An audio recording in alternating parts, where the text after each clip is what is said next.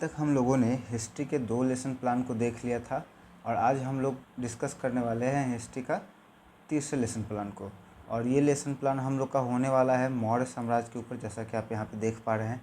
तो इसी को आज हम लोग डिस्कस करेंगे और समझने की कोशिश करेंगे कि ये लेसन प्लान आप कैसे बना सकते हैं। तो चलिए शुरू करते हैं अपना video. Hi, this is Mohan Roy, founder of career path institute. मैं आप लोग का अपने यूट्यूब चैनल पर स्वागत करता हूँ।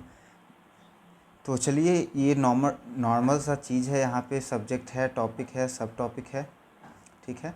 उसके बाद यहाँ पे name of student, roll number, school जहाँ पे आप पढ़ाने गए हैं वो है, क्लास आप किस क्लास को पढ़ाने के लिए लेसन प्लान आपने बनाया है, पीरियड है, टाइम और डेट है। ये सब कॉमन चीज़ है जो कि सभी वीडियो में आपका सेम होगा। हम लोग का मेन वीडियो यहाँ से शुरू होता है टीचिंग पॉइंट से, ठीक है। तो मौर्य साम्राज्य के बारे में हम लोग पढ़ाने जा रहे हैं। तो टीचिंग पॉइंट्स यहाँ पे क्या क्या होने वाला है, मौर्य साम्राज्य की स्थापना कैसे हुई, ठीक है। और ये टॉपिक पढ़ाने से छात्र क्या जान पाएंगे, छात्र मौर्य साम्राज्य की स्थापना के बारे में जान पाएंगे। दूसरा टॉपिक हम लोग का है मौर्य साम्राज्य का विकास किस तरह से हुआ, ठीक है। तो छात्र मौर्य साम्राज्य के विकास के बारे में जान पाएंगे। उसके बाद सम्राट अशोक के बारे में थोड़ा सा हम लोग पढ़ेंगे, ठीक है, जिससे छात्र सम्राट अशोक के बारे में जान पाएंगे। और लास्ट में हम लोग देखेंगे कि मौर्य साम्राज्य का पतन कैसे हुआ, क्यों वो डिक्लाइन कर गया, इतना पावरफुल जो राज्य था वो कैसे ख़त्म हो गया, ठीक है। तो अंत के बारे में भी छात्र जान पाएंगे पढ़ाने के बाद। उसका बाद है हम लोग का टीचिंग मेथड। टीचिंग मेथड में हम लोग यूज़ करेंगे व्याख्यान विधि, जिसको लेक्चर मेथड भी कहते हैं, और प्रश्नोत्तर विधि, जिसे हम लोग क्वेश्चन आंसर मेथड कहते हैं। टीचिंग एड,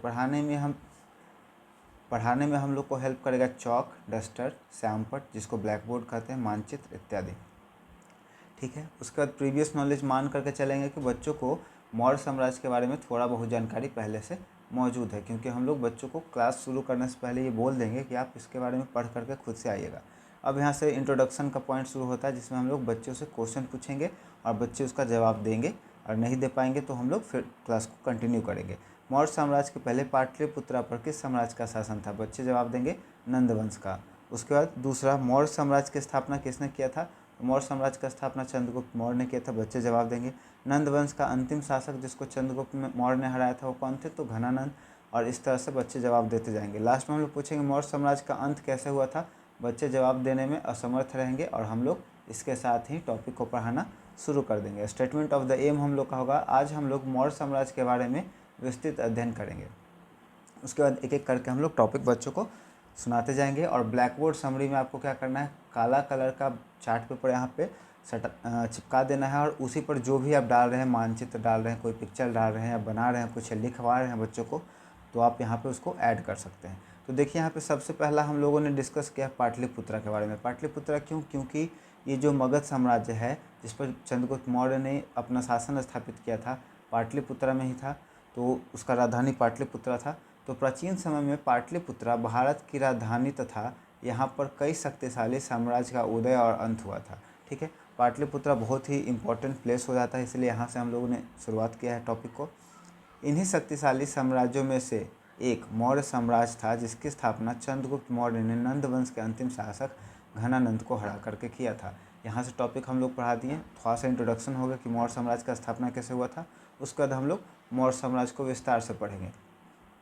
नंद वंश के राजा को परास्त करने के बाद मगध पर मौर्य साम्राज्य की स्थापना हुई, ठीक है। उसके बाद चाणक्य के मार्गदर्शन में मौर्य साम्राज्य ने काफ़ी प्रगति तथा राज्य का विस्तार किया तथा विदेशियों के आक्रमण को भी रोका। इसी समय आपको पता होगा सिकंदर भारत पर अटैक कर रहा था। सिकंदर के मरने के बाद उसका जो सेनापति था सेलुकस निकेटर, उसने इंडिया पर अटैक कर दिया था, ठीक है। बाद में उसको चंद्रगुप्त मौर्य ने हराया। और मेगास्थनीज यहाँ पर दरबारी कवि था, ठीक है। मेगास्थनीज ने एक बुक लिखा है इंडिका, वो भी बात आप इसमें मेंशन कर सकते हैं। सेलुकस निकेटर की बेटी से ही चंद्रगुप्त मौर्य का शादी हुआ था, ठीक है। मौर्य साम्राज्य के शासक, मौर्य साम्राज्य के 3 प्रमुख शासक थे। पहला चंद्रगुप्त मौर्य, उसके बाद बिंबिसार, और तीसरा हम लोग का अशोक होता है। अशोक सबसे शक्तिशाली राजा हुए। इनके शासनकाल में ही मौर्य साम्राज्य का सर्वाधिक विकास हुआ तथा लगभग पूरे भारतवर्ष पर मौर्य साम्राज्य का शासन हुआ, ठीक है। यह हो गया हम लोग का मौर्य शासन के राजाओं के बारे में थोड़ा सा। उसके बाद मौर्य साम्राज्य की राजधानी, मौर्य साम्राज्य बहुत ही शक्तिशाली साम्राज्य था और इसका राजधानी पाटलिपुत्र था, तो जो वर्तमान में बिहार के पटना शहर का हिस्सा है, ठीक है। उसके बाद मौर्य साम्राज्य के शक्तिशाली होने का प्रमुख कारण था इनका आर्थिक एवं धार्मिक नीति तथा बहुत ही ताकतवर सेना, ठीक है। आपको पता होगा उस समय इंडिया के लगभग हिस्सों पर मौर्य साम्राज्य ने कब्जा कर लिया था। उसका मेन वजह था कि इनके पास सेना बहुत स्ट्रांग थी, सेना में हाथी बहुत ज़्यादा था, क्योंकि इंडिया के इस एरिया में, पाटलिपुत्र उसके आसपास के एरिया में हाथी काफ़ी ज़्यादा पाए जाते थे। तो हाथी सेना में बहुत ज़्यादा क्वांटिटी में था। उसके साथ ही जल सेना का भी इसमें यूज होता था, नेवी का भी इसमें यूज किया जाता था। लड़ाई वगैरह जो होता था ना समुद्र के रास्ते से या नदी के रास्ते से भी होता था। तो इस वजह से क्या हुआ था कि बहुत ज़्यादा पाटलिपुत्र स्ट्रांग होकर के निकला था। उसके बाद हम लोग समझेंगे अशोक के बारे में। सम्राट अशोक मौर्य वंश के सबसे महान और चक्रवर्ती राजा थे। इन्हीं के शासनकाल में मौर्य वंश का सर्वाधिक विस्तार हुआ था। ठीक है, सबसे ज़्यादा अगर बात करें मौर्य गुप्त काल का सबसे स्वर्णिम युग तो सम्राट अशोक के टाइम में था। इस समय मौर्य साम्राज्य खूब तेज़ी से बढ़ा था, लगभग पूरे इंडिया को, मतलब नीचे में आपका साउथ में तमिलनाडु को छोड़ करके लगभग पूरा इंडिया पर मौर्य साम्राज्य का शासन हो गया था। अशोक का हृदय परिवर्तन तथा युद्ध का त्याग, ये बहुत ही इंपॉर्टेंट घटना है जिसको हम लोग जरूर मेंशन करेंगे। आप इसमें शिलालेख भी कर सकते हैं। इस टॉपिक को भी आप चाहें तो दो पार्ट में कंप्लीट कर सकते हैं, क्योंकि ये भी बड़ा टॉपिक है, लेकिन मैंने इसे एक ही टॉपिक में एडजस्ट कर दिया, क्योंकि और भी क्लास होंगे, 6 होंगे, 7 होंगे, 8 होंगे, 9 होंगे, 10th होंगे, तो सबका टॉपिक हम लोग का क्लास का डाल सकते हैं लेसन प्लान में, कोई इशू नहीं है। सम्राट अशोक ने उड़ीसा के कलिंगा पर आक्रमण किया, ठीक है, तथा इस युद्ध के बाद इसे जीतकर अपने साम्राज्य में मिला लिया। लेकिन इस युद्ध के दौरान हुए हत्याओं और लाशों को देखने के बाद हृदय अशोक का कांप उठा और इन्होंने फिर से, यहाँ पे इसको मिटाना पड़ेगा, फिर कभी युद्ध नहीं करने की प्रतिज्ञा ले ली। ठीक है, जब कलिंगा का युद्ध हुआ ना, तो यहाँ पर जब सैनिक लड़ करके मर गए तो वहाँ पे बूढ़े, बच्चे और जवान जो भी सब थे वो लोग भी क्या हुए, युद्ध करने के लिए आगे आ गए। ठीक है, और युद्ध होते होते सभी को मार दिया गया। और बाद में जब अशोक ने देखा लाशों का ढेर ना, तो उनका ना दिमाग ख़राब हो गया। वो सोचे कि इतना हत्या, इतना अटैक, युद्ध करके क्या मिलेगा उनको, और इससे परेशान होकर के उन्होंने बौद्ध धर्म को अपनाया। बौद्ध धर्म को अपनाने के बाद शांति का प्रचार प्रसार करने लगे। ना तो उन्होंने आगे चल कर के युद्ध करने का निर्णय लिया, और आसपास के जो लोग भी रहते थे ना, राजा, उनको भी उन्होंने सजेशन दिया, और बौद्ध धर्म के और शांति के प्रचार के लिए उन्होंने अपने बेटा और बेटी को भी दूसरे राज्यों में, श्रीलंका और कहीं कहीं पे भेज दिया था, ताकि जाकर के लोगों को बता सके कि युद्ध करना नहीं चाहिए ना। मौर्य साम्राज्य का पतन का बात करेंगे, कैसे ये इतना पावरफुल रूल ख़त्म हुआ। मौर्य साम्राज्य के पतन के बारे में विभिन्न इतिहासकारों की अलग अलग राय हैं, जिनमें कुछ प्रमुख निम्नलिखित हैं। सबसे पहला बात होता है किसका, कमज़ोर उत्तराधिकारी।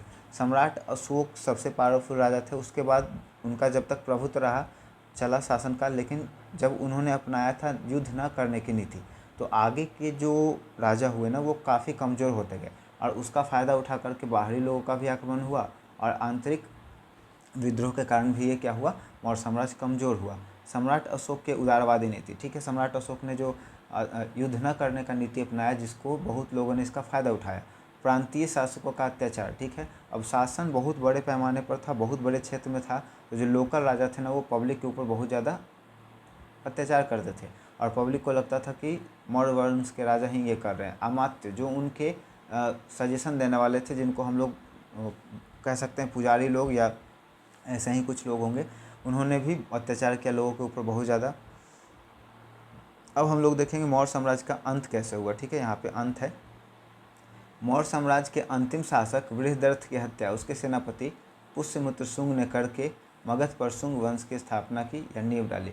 ठीक है, तो यहाँ से हम लोग का मौर्य वंश पूरा खत्म होता है। अब बच्चों को हम लोग रिवीजन कराएंगे, जो हम लोगों ने टॉपिक पढ़ाया है बच्चों को उसका रिवीजन कराएंगे। रिकैपिटुलेशन में बच्चों से क्वेश्चन पूछेंगे, देखेंगे बच्चों को समझ में आया है कि नहीं, और लास्ट में हम लोग होम असाइनमेंट दे करके अपने क्लास को ख़त्म कर देंगे। तो रिकैपिटुलेशन में कुछ क्वेश्चन है। मौर्य साम्राज्य के शक्तिशाली होने के प्रमुख वजह क्या थी।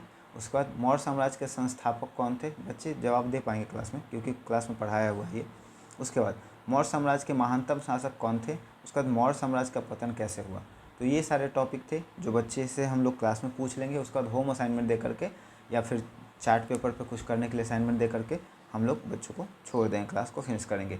मौर्य साम्राज्य का विस्तार किन किन क्षेत्रों में हुआ था वर्णन करें। ठीक है, उसके बाद मौर्य साम्राज्य में प्रजा की स्थिति कैसी थी, अशोक के शिलालेख का वर्णन करें। मौर्य साम्राज्य के महान शासक अशोक के जीवन के बारे में संक्षिप्त में व्याख्या करें। तो ये सब क्वेश्चन है जो बच्चे घर से लाएंगे कर करके। तो यही सब छोटा तरीका है जिससे आप एक इफ़ेक्टिव वे में अपने लेसन प्लान को क्रिएट कर सकते हैं और अपने क्लास को एक सही तरीके से चला सकते हैं, क्योंकि किसी भी क्लास को स्टार्ट करने से पहले लेसन प्लान एक बहुत ही इंपॉर्टेंट रोल प्ले करता है। तो आपको लेसन प्लान बनाने आना चाहिए, बहुत ही ज़्यादा ज़रूरी है। आप ऐसा ना सोचें कि बीएड में आप कोर्स कर रहे हैं तो यहाँ पे लेसन प्लान बनाना है तो एक बस फॉर्मेलिटी के लिए आपने पूरा कर लिया, ऐसा नहीं होना चाहिए। ये एक बहुत ही अच्छे टीचर बनने के लिए एक बहुत ही ज़रूरी चीज़ है। तो ऐसे ही इन्फॉर्मेटिव वीडियो के लिए हमारे चैनल के साथ जुड़े रहें। अगर वीडियो पसंद आया हो तो अपने दोस्तों और दूसरे ज़रूरतमंद लोगों के बीच में शेयर करिए और लाइक कर दिए चैनल को, और हमारे चैनल को सपोर्ट करने के लिए बहुत बहुत धन्यवाद।